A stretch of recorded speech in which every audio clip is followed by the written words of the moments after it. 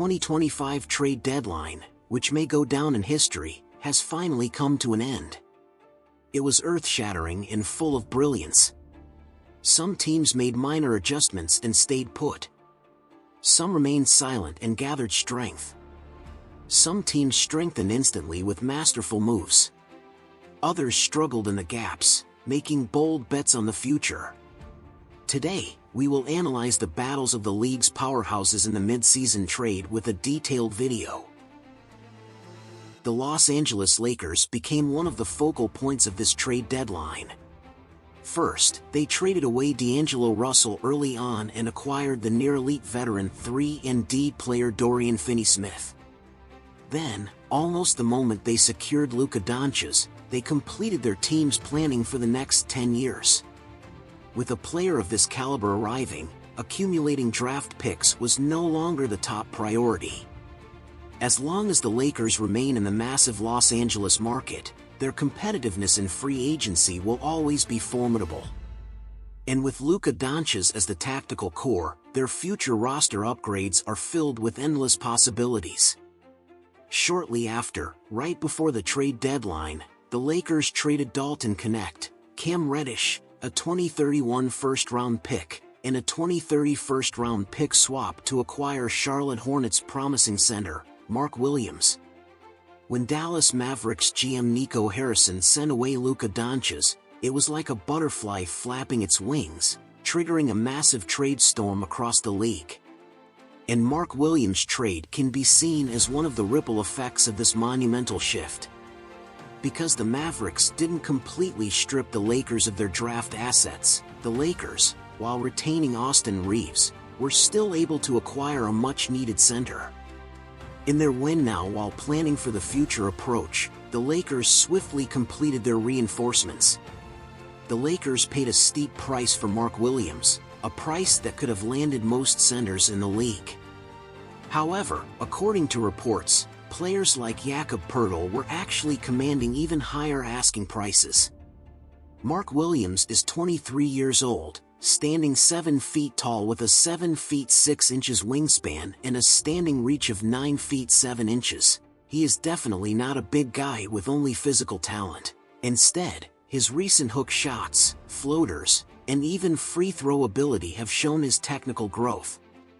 He has elite efficiency as a pick-and-roll finisher and possesses some post-up scoring ability. Offensive rebounding is also one of his strengths, but possibly due to playing for a weaker team, his rim protection has yet to match his physical attributes.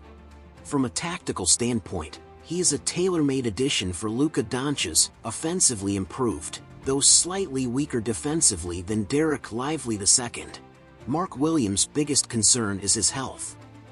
A string of lower body injuries limited him to just 62 games in his first 2 seasons, and he has played only 23 games this season. This will be a challenge both he and the Lakers must confront together. However, with stronger wing support and a simplified offensive system, the Lakers might be able to reduce his physical burden and extend his career. Overall, by acquiring Luka Doncic, the Lakers have swiftly solidified their future direction. With Austin Reeves and LeBron James still on the roster and a reinforced center position, their immediate competitiveness remains formidable. As for the final glorious moments of LeBron James' career, everyone is watching in anticipation. The Los Angeles Clippers, once again, failed to trade for a center. Honestly, this result is a bit disappointing. During this trade deadline, the Clippers first packaged a second-round pick in Mohamed Bamba to trade P.J. Tucker to the Jazz in exchange for mostly inactive players Patty Mills and Drew Eubanks. However, the Utah Jazz immediately turned around and used P.J. Tucker, who was on an expiring contract, in a blockbuster trade involving Jimmy Butler and Andrew Wiggins to acquire Dennis Schroeder, making the Clippers look foolish in the process. The Clippers then traded Terrence Mann and Bones Highland to the Hawks. If one overlooks their backup center issues, acquiring Bogdan Bogdanovic was a decent move. Though Bogdanovic has struggled with injuries and his shooting touch this season, he remains a high IQ, well-known shooter. With an elite playmaker like James Harden feeding him, he could gradually regain his form. His presence provides tactical value, giving the Clippers another legitimate perimeter threat alongside James Harden, Kawhi Leonard, and Norman Powell. Even if he is struggling, opposing teams won't dare to leave him open. In their last game against the Lakers, the Clippers were completely shut down by a zone defense, unable to respond from the perimeter. Bogdanovic's arrival certainly holds some value, but even with the 3 second-round picks they received, failing to strengthen their backup center position remains a major blunder. Following that, their trade of Kevin Porter Jr. for Marjon Beauchamp left many confused. Kevin Porter Jr. has long been highly regarded by the outside world. Despite his occasional reckless play, he was seen as an indispensable part of the Clippers' core, much like how James Harden is still valued despite his inefficiencies. The Clippers desperately lack ball handlers. James Harden is available but inefficient, Kawhi Leonard is efficient but struggles with availability, and Kevin Porter Jr.'s defense and hustle partially made up for his offensive struggles. That's why many believe the Clippers could afford to part ways with Terrence Mann.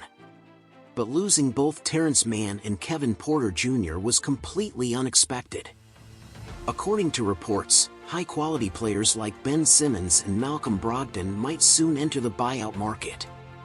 The Clippers made it clear early on that they would make a big splash in the buyout market, and by clearing salary space through a series of trades, they do hold a certain competitive advantage.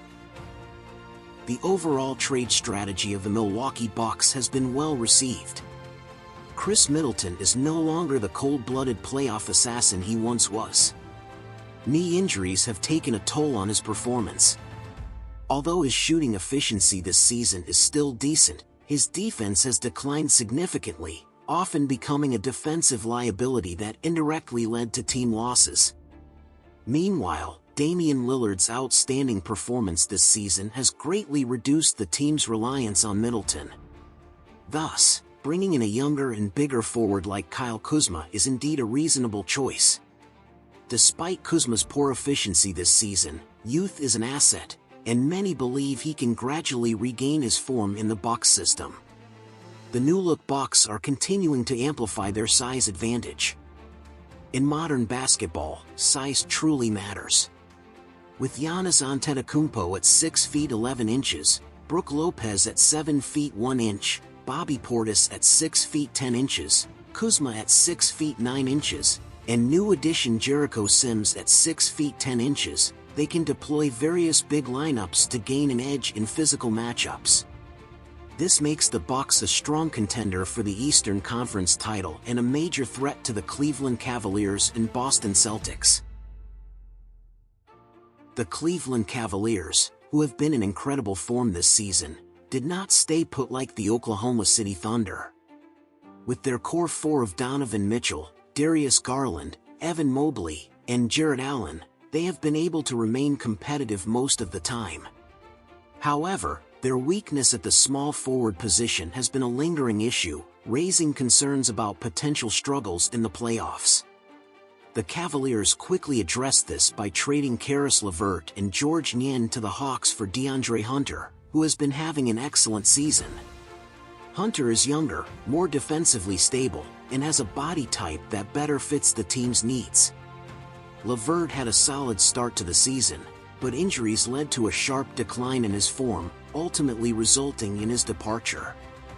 With minimal cost, Cleveland has addressed a key roster weakness, and they may truly become a dark horse capable of troubling the Celtics. The Toronto Raptors quietly pulled off a highly valuable trade. They sent out Bruce Brown, Kelly Olynyk, a first-round pick, and a second-round pick to acquire near all-star level forward Brandon Ingram. Many fans were shocked, calling it a heist. Although Ingram was once an all-star, his performance has plummeted this season. In fact, it has been 5 years since his lone all-star appearance. His defense, three-point shooting, and ability to draw fouls have always been his major shortcomings as a team's cornerstone, limiting his ceiling. However, his mid-range finishing ability remains elite in the league. In the post-championship era, the Raptors have quietly assembled a young core featuring Scotty Barnes, R.J. Barrett, Emmanuel Quickley, and Grady Dick. With the addition of Ingram, alongside solid role players such as Jakob Poeltl, Chris Boucher, and Ochai Agbaji, they might make some noise in the East next season. As for why the Golden State Warriors chose Jimmy Butler over Ingram, it likely comes down to long-term planning. Ingram's ceiling is only at a fringe all-star level, while the Warriors need a higher upside in the post-Stephen Curry era. Additionally, the younger Ingram would not accept a 2-year contract to pair with Curry and Draymond Green like Butler would. Phoenix Suns traded Jusuf Nurkic in 2026 first-round pick to Charlotte Hornets for Cody Martin, Vasilija Micic, 2026 second-round pick. But their return was nearly negligible, essentially correcting a past mistake. Despite half a season of trade rumors, Bradley Beal remains on the bench and was not moved. Kevin Durant, who was inquired about by multiple teams, also stayed put. The earlier acquisition of Nick Richards was reasonable, but it did little to truly address their roster weaknesses, even marginally. It seems the Suns have essentially bowed out of the championship race this season. Reports suggest they may look to trade Kevin Durant in the offseason to reshape their roster. This short-lived Big Three experiment may have already ended in failure. The Sacramento Kings traded 2 second-round picks for Jonas Valanciunas. Then, they brought in young forward Zaire Williams, who has performed well over the past 2 years with the Memphis Grizzlies. The Lithuanian Twin Towers have officially united in Sacramento. Even in the post-Aaron Fox era, the Kings have not fallen into mediocrity. Instead, they have remained aggressive in making moves, surprising many. On paper, their roster looks solid, and they could very well become a disruptor in the Western Conference play-in tournament during the latter half of the season. Until the buyout market fully settles, the trade window is not entirely closed.